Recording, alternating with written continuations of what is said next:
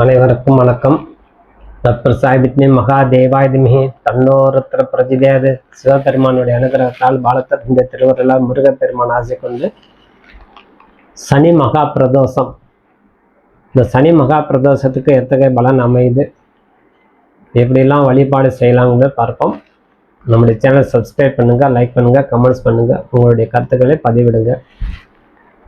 பரவ வருஷம் ஆனி மாதம் 13ஆம் தேதி 27/6/2026 சனிக்கிழமை, வளர்ப்பிறை திரையோதசி திதி இரவு 2:21 வரை, அது பின்பு சதுர்தசி திதி. அனுஷம் நட்சத்திரம் நள்ளிரவு 12:08 வரை, அதன் பின்பு கேட்டை நட்சத்திரம். சத்தியம் நாமயோகம், இந்த கௌளவ கரணம். இந்த நாள் முழுவதும் சித்த யோகமாக உள்ளது. நேத்திரம் 2 பங்கு, ஜீவன் 1 பங்காக உள்ளது. வளர்ப்பிறை சனி மகா பிரதோஷம். சனி மகா பிரதோஷம் என்றாலே அனைத்து அன்பர்களுக்கும், சிவ கடாட்சம் உடைய அன்பர்கள், சிவபக்தர்கள், சிவனை போற்றி வணங்கக்கூடிய அன்பர்கள், சிவனே கதி என்று இருக்கக்கூடிய அன்பர்கள் அனைவருக்கும் நல்ல ஒரு உற்சகமான நாள். இந்த சனி மகா பிரதோஷத்தை அவ்வளோ எல்லையில்லாத ஆற்றல், எல்லையில்லாத பலன் கொடுக்கும்.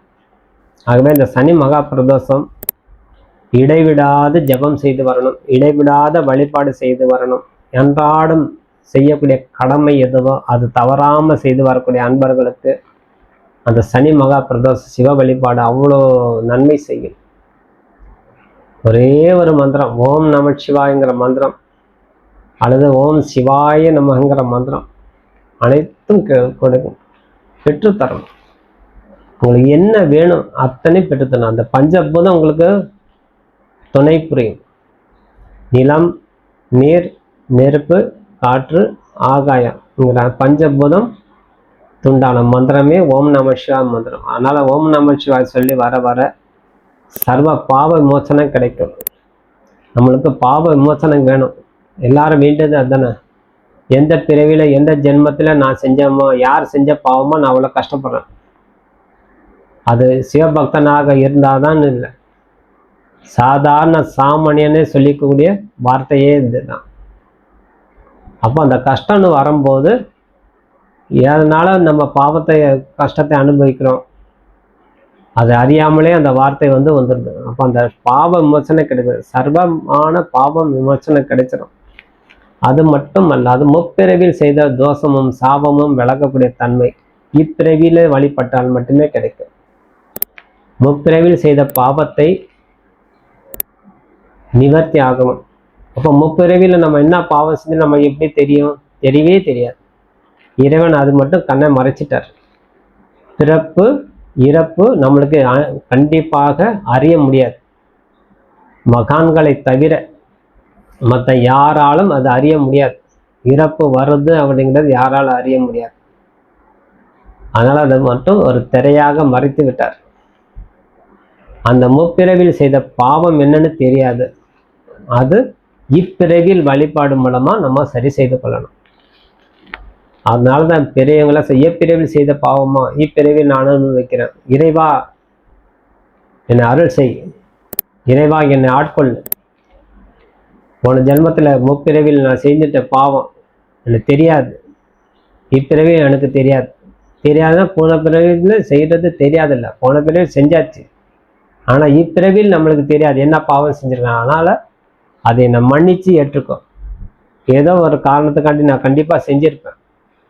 இந்த நேரத்தில் நம்ம கஷ்டத்தை அனுபவிக்கணும். முப்பிறவில் செய்த பாவம் பொசுக்கப்படுது இந்த சனி மகா பிரதோஷம். அப்போ சனிக்கிழமை வரக்கூடிய தன்மைங்கிறதுனால சனி தோஷம் நிவர்த்தி ஆகும். அப்போ சனி எங்கெங்கே நம்மளுக்கு ஆட்கொள்வார், சனி எங்கெங்கே நம்மளுக்கு பிடித்து வேலை செய்வார். முதலில் 7.5 சனி, அஷ்டம சனி, கண்ட சனி, அதர்மற்ற சனி அல்லது சனி தசை, சனி புத்தி. அப்போ மொத்தமாகவே சனி பிடியில் ஒரு குடும்பத்தை மாட்டிக்கொண்டால் அந்த குடும்பமே மீண்டு வர முடியாது. இப்போ இந்த தருணத்தில் மீனத்தில் இருக்கக்கூடிய சனி பகவான் கும்பராசி, மேசராசி, மீனராசி சிம்ம ராசி, கன்னியா ராசி, தனுசு ராசி இருக்கிறவங்கள துன்பத்தை அனுபவிக்கக்கூடிய காலம். அதிலே ஒரு குடும்பத்தார் ஒன்றுக்கு மேற்பட்ட நபர் இந்த ராசியில அமர்ந்தாலே, இந்த ராசியில பிறந்திருந்தாலே அத்தகைய தருணத்தை, அத்தனை கஷ்டத்தை நம்ம சந்திக்க வேண்டிய, தேவையில்லாத செலவினங்களாக சந்திக்க வேண்டிய வரும். ஆகவே இந்த சனியுடைய பிடியிலேருந்து நம்ம விடுபடணும். அப்போ சனி மகா பிரதோஷத்தில் போய் சனிக்கும் சேர்த்து பிரார்த்தனை செய்து கொள்ளணும். அப்போ சனீஸ்வரன் அப்படின்னாலே ஈஸ்வரன் பட்டம் பெற்றவர். ஆகவே வாழ்க்கையில் திருமண தடை நீங்கணும், அகலணும், திருமணத்துக்குண்டான தோஷம் நிவர்த்தி ஆகணும், மிக விரைவில் திருமணம் நடக்கணும். எந்த கிரக கோளாக இருந்தாலும் நம்ம திருமணம் தடை செய்கிறது சனி அல்ல. சனி பகவான் நிச்சயமாக திருமண தடை செய்ய மாட்டார். அது நிச்சயமாக நம்பலாம். ஆனால் மற்ற கிரகத்துண்டான தன்மை ஆராயும் போது சுக்கிரனும் கொடுக்கும், குரு பகவான் கொடுப்பார். மற்ற திசை 7ஆம் அதிபதி மறைந்தாலும் அதை தடை பண்ணும், சாபத்தால் தடை பண்ணும். ஆனால் 7ஆம் சனி, அஷ்டம சனி, கண்ட சனினால கண்டிப்பாக திருமண தடை ஏற்படாது. அது நம்பலாம். அதனால இந்த தன்மை நம்மளுக்கு ஆராயும் போது வலுவான தன்மை, சனியுடைய தோஷத்திலிருந்து நம்ம விடுபட்டிருந்தாலும் திருமண தடை நம்மளுக்கு நிவர்த்தி ஆகும். அதனால் நம்மளுக்கு பல விதத்தில் நம்மளுக்கு நன்மை நடக்கும். கடன் சுமை குறைகிறதுக்கு வாய்ப்பு கொடுக்கும் இந்த வழிபாடு மூலமாக. தொழில் நல்ல மேன்மை அடையும், தொழில் நல்ல விருத்தி அடையும், தொழில் சிறந்து விளங்குறதுக்கு இந்த சனி மகா பிரதோஷம். நிறைய வியாபாரம் செய்து பார்த்துட்டோம். இப்போ நம்ம ஒரு நடுத்தர வியாபாரம் பார்க்குறோம். அந்த நடுத்தர வியாபாரத்துக்கு மேலோங்கி வரணும்னா அந்த வியாபாரிகள் இந்த சனி மகா பிரதோஷத்தை வழிபாடு செய்யும்போது வியாபாரம் சிறந்து விளங்கி ரோடாக அலைஞ்சு நம்ம வியாபாரம் பார்த்தோம். அதுலேயே நம்மளுக்கு கிடைச்சது வருபாய் 100 ரூபாய். நம்மளுக்கு என்னைக்கிடா ஒரு விடிய காலம் கிடைச்சி ஒரு இடத்துல உட்காரலன்னா இந்த சனி மகா பிரதோஷ வழிபாடு செய்யும்போது ஏதேனும் ஒரு கடை வச்சு உட்கார வச்சிருவார். நீ இனிமேல் அலைய வேண்டாம், என்னுடைய பக்தன் ஆயிட்ட, உனக்கு தேவையானது வசதி அவரே செஞ்சு கொடுத்துருவார் சிவபெருமான். அதுக்குண்டான ஊக்கத்தன்மை நம்மளுக்கு மனதில் தோன்றி அதுக்குண்டான தகுந்த இடம், தகுந்த தருணத்தில் தகுந்த இடம் அமைந்து அந்த வியாபாரம் அதே ஒரு வியாபாரி அதே சொந்த கடையிலேயே உட்கார்ந்து செய்யும்போது அதுக்குண்டான வருவாய் கிடைச்சிடும். அதனால் வியாபாரம் நல்லா சிறந்து விளங்கும், சனி தோஷம் நிவர்த்தி ஆகும். அதனால் சனிக்கிழமை வரக்கூடிய பொதுவான பிரதோஷத்துக்கு நிறைய தான தர்மம் செய்யுங்க. தான தர்மம் செய்ய செய்ய செய்ய சனி பிரித்தி அடையும் தானாகவே. சிவபெருமானுடைய அருளாசியால் ஒவ்வொரு பிரசாதம் கொடுக்கும் போதும் ஒவ்வொரு நபர்கள் ஓம் நமச்சிவாயா அப்படி சொல்லி கொடுங்க, சிவாய நமகன்னு சொல்லி கொடுங்க, சனி பகவானை போற்றி போற்றி சொல்லி கொடுங்க. அனைத்தும் அந்த தானம் கொடுக்கும்போது அந்த இறைவனுடைய நாமத்தோட கொடுத்துட்டு வரும்போது அனைத்து விதமான நன்மை நடக்கக்கூடிய தன்மை. ஆகவே இந்த சனி மகா பிரதோஷம் 4-6 பிரதோஷ நேரம் போய் சிவபெருமானுடைய ஆலயத்தை சென்று உங்களால் முடிஞ்ச சிவபுராணம், கோளாறு பதிப்பகம் மற்றும் சில பாடல்கள் என்னென்னா உங்களுக்கு பாட தெரியுமோ அனைத்தும் பாடலாம். தரித்திரம் நீங்கும், செல்வம் செலுத்தும். நந்தி பகவான் சேர்த்து வழிபாடு செய்யும்போது ஞானம் சித்திக்கும்.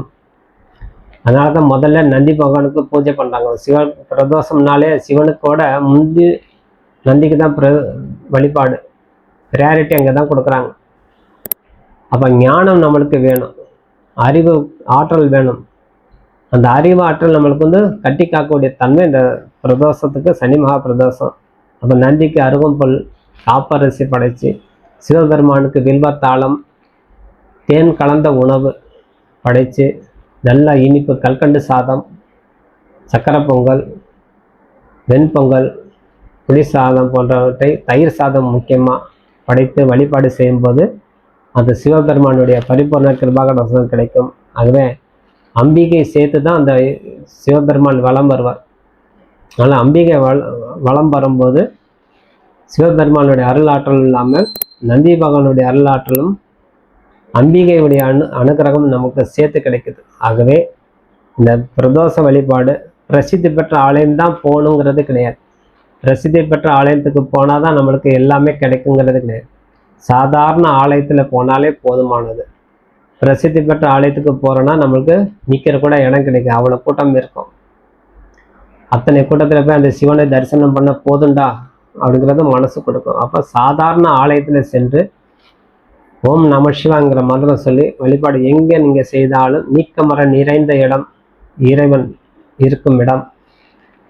ஆகவே அந்த நீக்கமர நிறைந்த இடம் சாதாரண ஒரு ஆலயத்தில் சென்று வழிபாடு, இந்த சனி மகா பிரதோஷ வழிபாடு செய்தாலே நாள்றாறு அனைத்து விதமான செல்வமும் செல்வாக்கும் அனைத்தும் அதிகரிக்கும் சொல்லி விடைபெறுகிறேன். நன்றி, வணக்கம். ஜெய்பாலா, ஜெய்பாலா, ஜெய்பாலா. வாழ்க வளமுடன்.